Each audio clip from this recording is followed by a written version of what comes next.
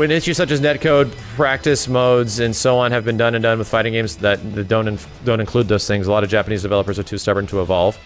There's a very specific thing that is known in business, and especially Japanese business, which is, chat, tell me what it is. I can look up the wiki on it. It's called, like, did not invent, or did not create. Not invented here, thank you. This is the reason why Japanese fighting games, right here, are not incorporating the things that other fighting games from other countries, if not other companies, are doing. Is a stance adopted by social, corporate, and institutional cultures that avoid using or buying already existing products, research standards, or knowledge because their external origins and costs and royalties.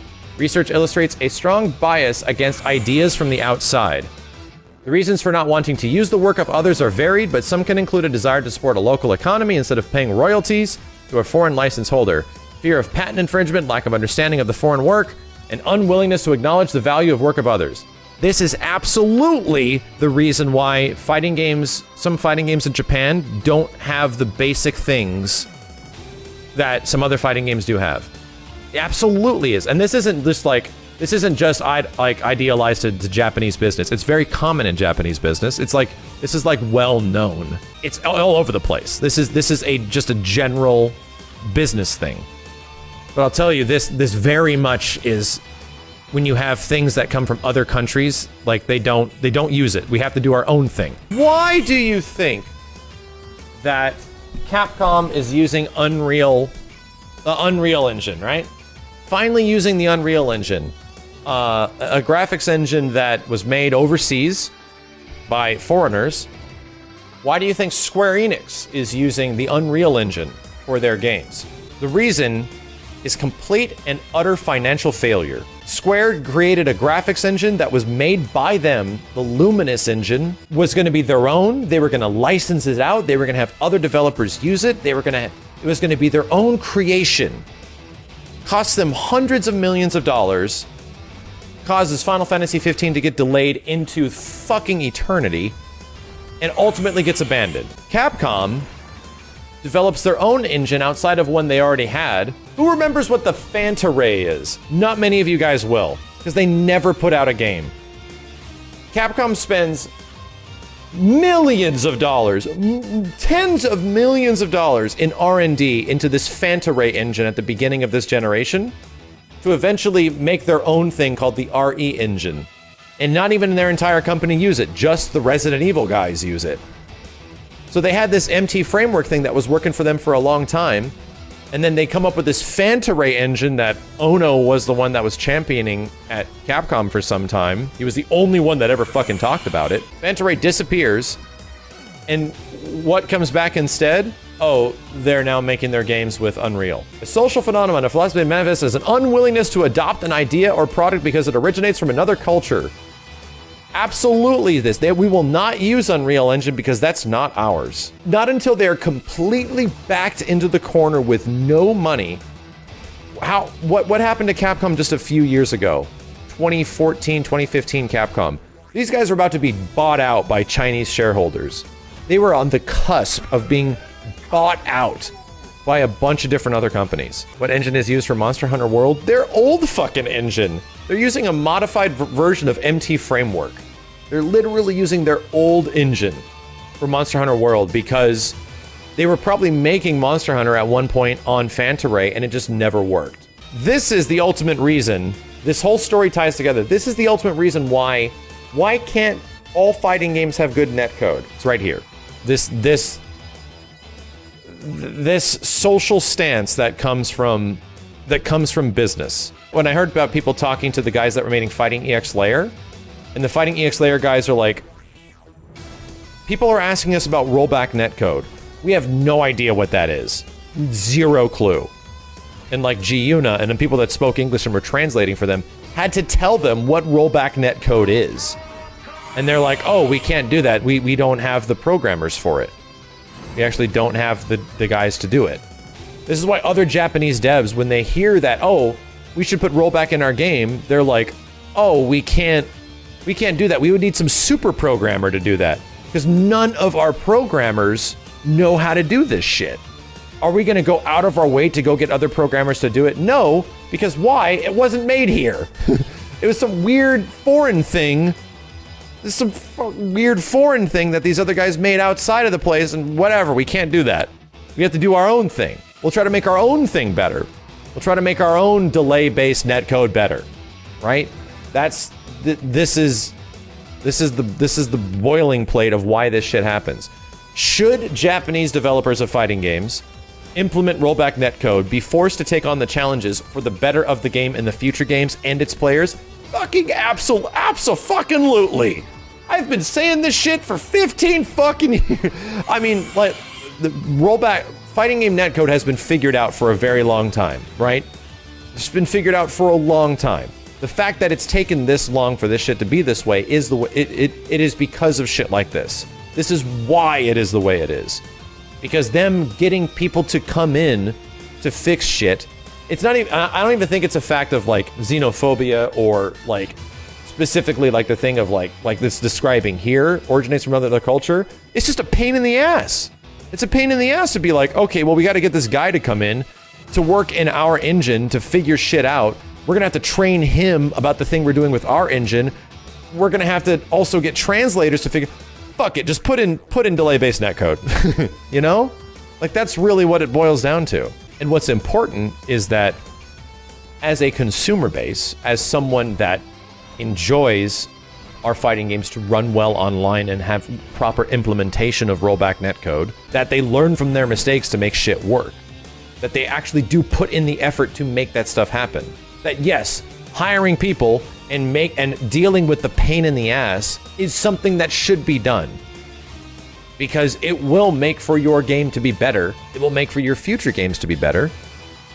And especially in a situation like Guilty Gear, where, oh my god, dude, like, it's the #1 thing that's on everyone's mind when we're talking about, like, Guilty Gear 2020. Literally everyone is like, is the netcode gonna be good? Because the netcode in all of your Arc System Works games is not good. Like, Dragon Ball, we just played the beta for another Arc System Works game, and the netcode is not good. It's not horrible, but it's obviously archaic shit, where they're doing their best to hide the fact that their netcode isn't good by making the players pair up with each other that live close to each other. Yeah, Samsho netcode was really bad at launch, and it got a little bit better, but it's still not good. And the thing is, the developers know. Like, Samsho's been in development for a long time, right? But the developers, I can tell you know, because I've spoken to them, that this delay-based netcode for the future of your games is not... This shit is not cool. Ono acknowledges Street Fighter V's poor netcode. Well, as he should be, because guess what? They actually fixed a lot of the netcode problems that Street Fighter V had in Marvel Infinite. No one fucking paid attention to Marvel Infinite because it was Marvel Infinite, but MVCI fixed a lot of the matchmaking, the online connectivity, the time between matches, and the netcode that Street Fighter V had.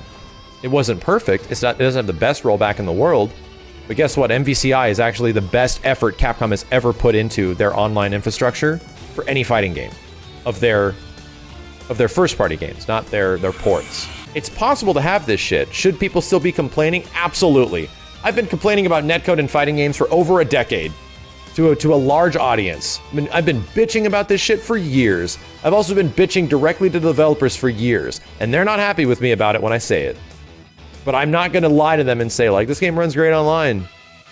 Fuck no, dude. And the games that I come back to and play the most are the ones that are the least frustrating to play online. They really are. Why do you think I enjoy coming back and playing MVCI and Killer Instinct and Third Strike Online so much? Because they all run really good online. I usually don't have to, maybe 1 or 2 out of 10 games are actually super stuttery. Maybe. This thing is a problem. Like this entire philosophy, this isn't just a thing with Japan. This is a thing that happens in all business. We need to come up with our own thing. We have to pay other people for the idea that they come up with. No, we'll come up with our own thing so that other people can pay us. That's what it really is. And sometimes things are good and sometimes things fucking suck. Developers of several fighting games had to be like told about rollback netcode because they just had no idea. They just don't know. Outside of this like not invented here thing, there is definitely a thing within Japanese business called the Japanese bubble, where it's kind of hard for big Japanese business to look outside of Japan in any way even if the majority of their business comes outside of Japan, they still only pay attention to what's happening in Japan. The Japanese bubble still exists. So if they're just like, oh, we don't even know what rollback is, I'm not surprised. I am not surprised at all, because they're not scouring the world looking for the next revolution of net play, because they usually stick to their own. And that's not a cultural like bad thing. It just is the way it is. It is the literal reason why a game like Smash Brothers, a game that sells 14 to 16 to potentially 20 million units, of the previous entries in its series sell 5 to 20 to 30 million copies. One of the most profitable fucking games of all time is Smash Brothers. How in God's name is Smash Brothers Online such pure garbage? How? How is it so bad still? Is that it's fucking impossible. Because they just don't know. And they don't need to know. That's the thing. People are still going to buy their game. They don't need to know. It's also because Smash Brothers made by Bandai Namco, which not everybody fucking knows. Smash Brothers is actually made at Bandai Namco. And they're just putting in their netcode. Like, Smash netcode is very similar to the same stuff that's in all of the Bandai Namco online fighting games. Soul Calibur, Tekken, same shit. No, Tekken 7 netcode is not good. Tekken 7 netcode is... You don't realize Tekken 7, to make its netcode even playable, is delaying your inputs even offline by like 2 to 3 frames. Just so that it could be tolerable online. The whole game is delayed. But why is it that you see the majority of people that play Tekken 7 are actually overseas? Because when it comes to delay-based netcode, the longer the distance, the worse it gets. And America's a big-ass country. The reason why you see a lot of Korean players playing with Korean players or Japanese players play with Japanese players is because the distance between them is not nearly as big.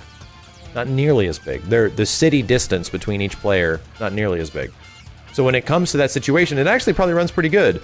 The reason also why this boils back to the Japanese bubble. The reason why the Japanese bubble has an effect on netcode especially is because when they test their fighting games online, Japan is like roughly the size of like California, like a state. So when they test it, even the games that have bad netcode, when you play someone in NorCal to SoCal, I'll tell you right now, chat, runs pretty good. Even in Street Fighter 4 and Marvel 3, I can get some pretty damn good connections. If I play someone in NorCal and I'm in SoCal, and we both have good connections. It's actually not bad. That distance is like the bottom of Japan to the top of Japan. Like, all the way. So, when they're testing stuff in Japan, they're testing that out. They're testing the distance between players in Japan, or they're emulating distance to other places. The problem is, netcode distance emulation usually isn't a great example of how things should work. It doesn't come down to how busy are the servers and all that stuff. Fighting games have always been peer-to-peer. It doesn't matter how busy the servers are. When Japan is testing a lot of their games, our netcode's fine, because guess what? We tried it the other day. It was working great. Felt like it was offline. Well, of course it did.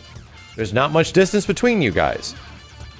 So, that they used to describe it as speed of light. Like, it used to be described by Capcom guys from Marvel 3 as like, netcode runs at the speed of light. Speed of light is too slow for us. So that's the problem, is that they don't even see it as being a problem. These Japanese developers need to sell their games outside of Japan. They need to sell their games to a broader audience.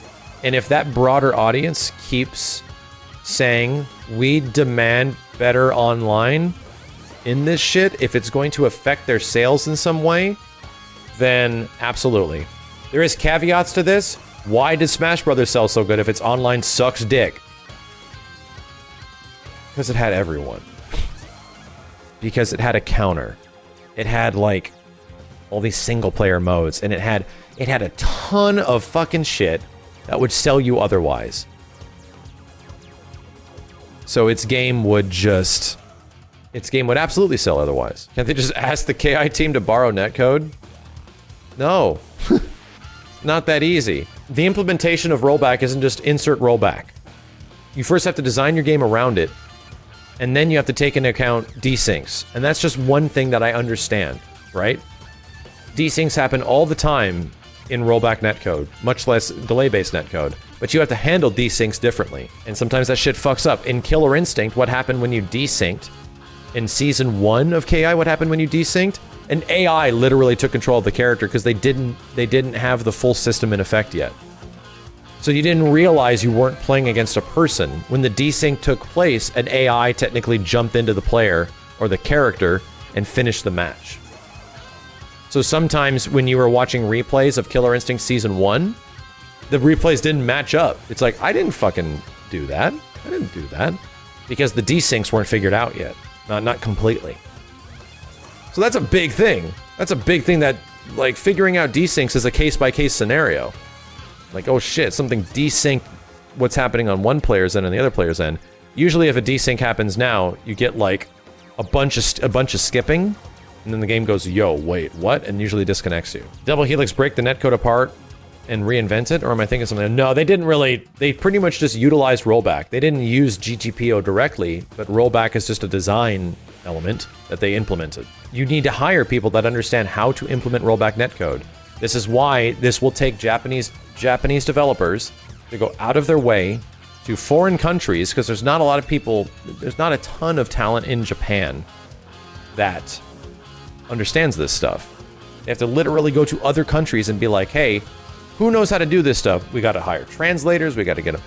This has now become a timely, expensive process. It's not just like, oh, they just don't listen. There's a lot of reasons, and one of them is yes, they just some of them just don't listen. But a lot of it is that this is a thing that doesn't exist much in Japan, and would take a lot of time to figure out. This is another reason why the hell didn't Street Fighter just use GGPO? Street Fighter 5 just used like a GGPO style netcode when all their other fighting games that were ports from Iron Galaxy and guys that did Marvel 2 and HD Remix, when they used rollback netcode, they just used GGPO. That was like first generation console GGPO, right? Still runs great. Why don't they just use that? They have to make Kagemusha. We can't just use rollback. We have to reinvent rollback. One of the things they'll be testing during the Street Fighter V's betas, other than character balancing in the V system, is the developer's proprietary Kagemusha netcode. Information on this was during my playtest last week. Was brief words. Rollback netcode were definitely used. We have to reinvent Tom Holland. We have to reinvent our netcode. Why the fuck did you need to reinvent rollback netcode? So what happened? They make their own rollback netcode and they do it all wrong. This is him trying to describe how fucked up SF5 is. But look at this, right? This is Cammy versus Vega. Round 2. The Vega player is remote, so this is what Cammy sees, right? So focus on Vega, the guy in the mask, right?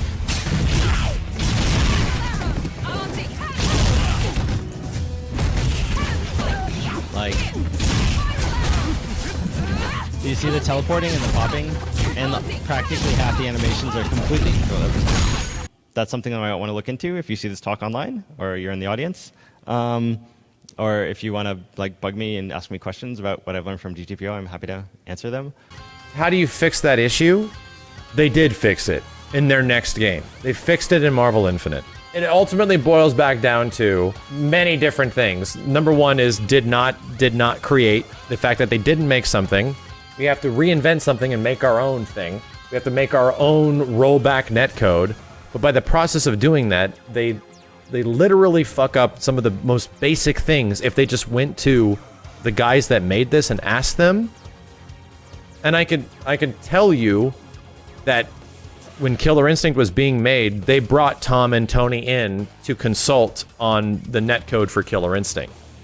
So a lot of the parameters that made GGPO work the way it does, they put that shit into KI to make sure KI runs the way it does. But there's a chance that the guys that were making Street Fighter V, when they were making their Kagemusha netcode, don't even know who they are. They literally might not even know who Tom and Tony are. They might not even know what GGPO is. They might just have a guy that knows what rollback is, because rollback's been around for a hell of a long time. Rollback's been around like even before it's been used for like fighting games. These guys just like conditioned it for fighting games, right? But holy shit, man, like they wouldn't even know to contact them. That's because we need to reinvent it. This isn't just a Japanese thing. This happens in plenty of other countries. I worked for a Finnish company for years, for like 6 years. And we had to deal with this shit all the time, that they just wouldn't, they would try to do their own thing completely and spend a shit ton of money on it, where it's just like, just please, dear God, don't do that. What the fuck are you doing? Literally send the company all the way to hell until I'm like the last person working there. If we create a Kagemusha netcode that is better than all the other rollback netcodes, then we're gonna make money off this because we can license this out. Why would they just not call it Street Fighter Netplay 2.0? Why would they not call it that? Why would they call it Kagemusha or why would they give it their own weird proprietary name? So they could sell it. So they can make some more money off of it at some point in the future. Didn't fucking work. I'm gonna make my own netcode. Blackjack and hookers. I already know that we should be critical of developers for not implementing correct netplay into games. I would definitely never apologize for that, because I've been fighting for that shit. I've been fighting for that shit longer than some of you have been alive. But I would need to more explain why this is happening. Like, why this is the way it is. And this is the stuff that I've had to deal with for over a decade of knowing people that make these games and trying to describe what's going on. This is the shit I've had to deal with. Let's hope Guilty Gear gets good netcode, though. Shit. Really hope so.